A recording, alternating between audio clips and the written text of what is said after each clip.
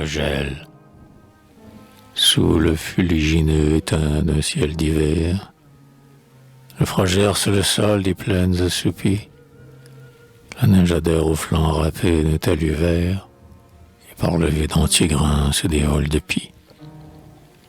Avec leurs fins rameaux en sœurs de harpies, de noirs taillis méchants s'acharnent à griffer. Un tas de feuilles d'or pourrissent en charpie. On s'imagine entendre au loin casser du fer. C'est l'infini du gel cruel qui l'incarcère.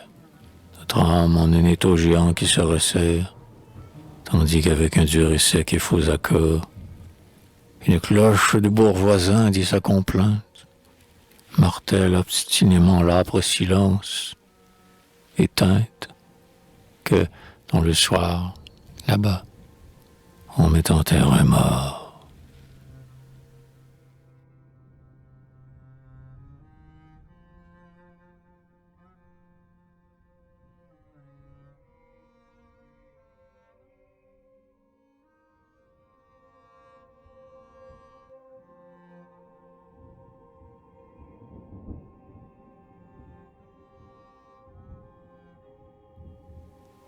Les brumes mornes d'hiver, mélancoliquement et douloureusement, roulaient sur mes pensées, et sur mon cœur volant linceul d'entendement, et de rameaux défunts et de feuilles froissées, et livides, tandis qu'au loin, vers l'horizon, sous l'ouatement mouillé de la plaine dormante, parmi les échos sourds et souffreteux, le son d'un angélus lassé se perd et se lamente. Encore il va mourir dans le vide du soir, si seul, si pauvre et si craintif, qu'une corneille, blottie entre les gros arceaux d'un vieux voussoir, à l'entendre gémir et sangloter, s'éveille et doucement répond et se plaint à son tour, à travers le silence entier qu'elle leur apporte, et tout à coup se tait, croyant que dans la tour, l'agonie est éteinte et que la cloche est morte.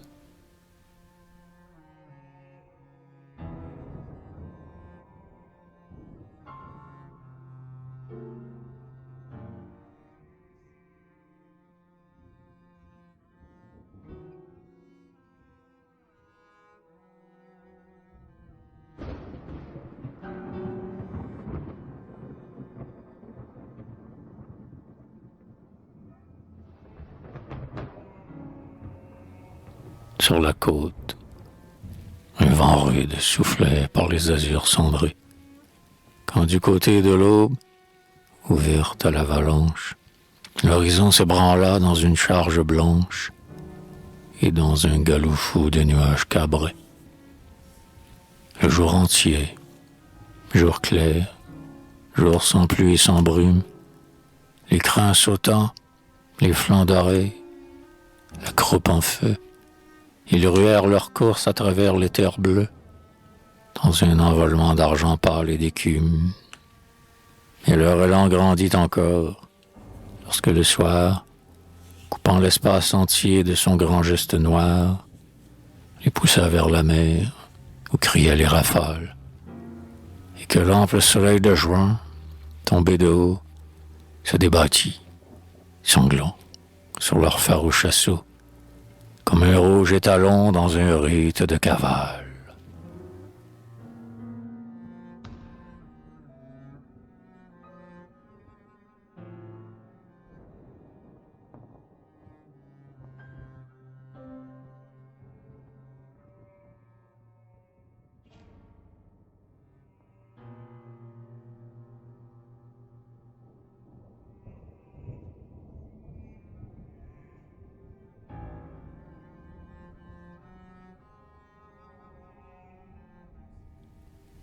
Les corneilles, les plumages lustrés de satin et de moire, les corneilles, oiseaux placides et dolents, parmi les champs d'hiver que la neige affaiblant, apparaissent ainsi que des floraisons noires. L'une marque les longs rameaux d'un chêne ami, Elle est penchée au bout d'une branche tortue, et Fleur d'encre prolonge une plainte entendue par le tranquille écho d'un village endormi. Une autre est là, plus loin, pleurarde et solitaire, sur un tertre maussade et bas comme un tombeau, et longuement se rêve en ce coin rongé d'eau, fleur tombale d'un mort qui dormirait sous terre. Une autre encore, les yeux fixes et vigilants, hiératique sur un pignon placé, reste à l'écart et meurt, vieille et paralysée. Plante hiéroglyphique en fleurs depuis 1000 ans. Plumage lustré de satins et de moires, corneilles, oiseaux placides et dolents, parmi les champs d'hiver que la neige a fait blanc, apparaissent ainsi que des floraisons noires.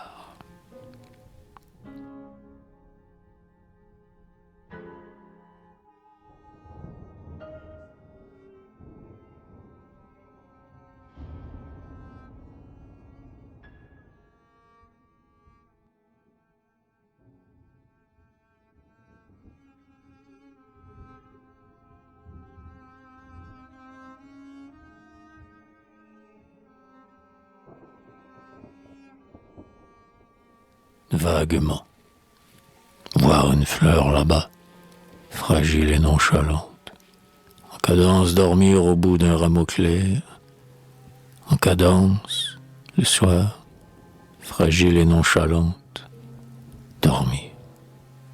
Et tout à coup voir luire au clair de l'air, luire, comme une pierre, un insecte qui danse, instant de nacre en fuite au long de rayons d'or. Et voir à l'horizon un navire qui danse, sur ses ancres qui s'enflent et tentent le sort. Un navire lointain vers les grèves lointaines, et les îles et les hares et les départs, et les adieux, et puis à ces choses lointaines, à ces choses du soir confiées les hasards. Craindre si la fleur tombe ou si l'insecte passe, ou s'il part le navire à travers vent.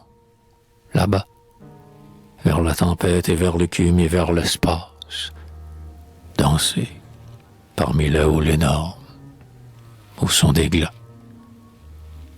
Ton souvenir, et le mêler à ses présages, à ce navire, à cet insecte, à cette fleur. Ton souvenir qui plane, ainsi que des nuages, au couchant d'ombre et d'or de ma douleur.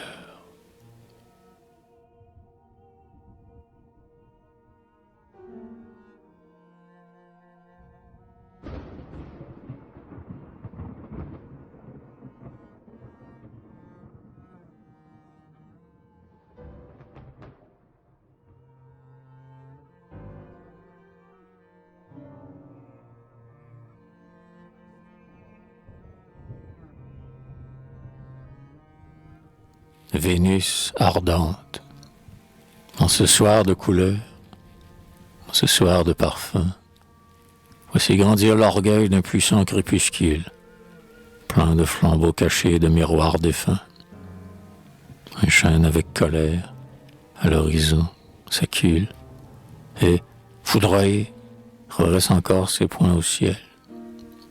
Le cadavre du jour flotte sur les pâtures, et, parmi le couchant éclaboussé de fiel, plane de noirs corbeaux dans l'or des pourritures.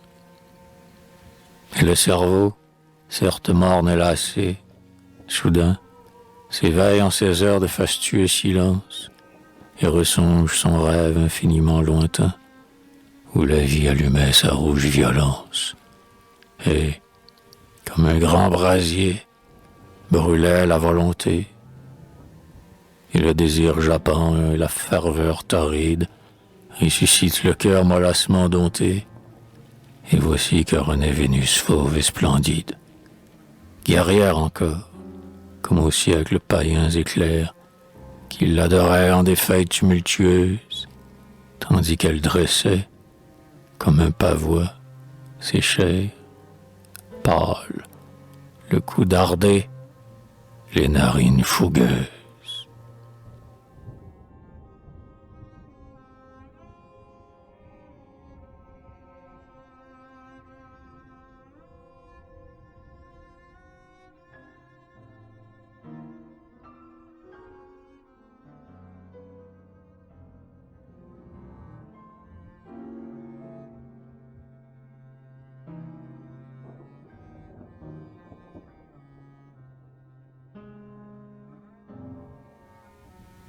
Les cierges, ongles de feu, cierges, ils s'allument, les soirs. Doigts mystiques dressés sur des chandeliers d'or, à minces et jaunes flammes, dans un décor, et des cartels et de blasons et de draps noirs.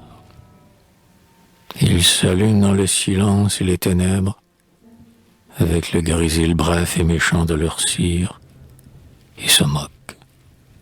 Et l'on croirait entendre rire les prières autour des estrades funèbres. Les morts, ils sont couchés très longs dans leur remords, et leur linceul très pâle et les deux pieds dressés, en pointe et le regard en l'air et trépassé, et repartis chercher ailleurs les autres morts. Chercher, les cierges les conduisent, les cierges, pour les charmer et leur illuminer la route, et leur souffler la peur et leur souffler le doute, au carrefour multiplié des chemins vierges. Ils ne trouveront point les morts aimés jadis, ni les anciens baisers, ni les doux bras tendus, ni les amours lointains, ni les destins perdus, car les cierges ne mènent pas en paradis. Ils s'allument dans le silence et les ténèbres, avec le grésil bref et méchant de leur cire, et se moquent. Et l'on entend gratter leur rire autour des estrades et des cartels funèbres. Ongles pâles dressés sur des chandeliers d'or,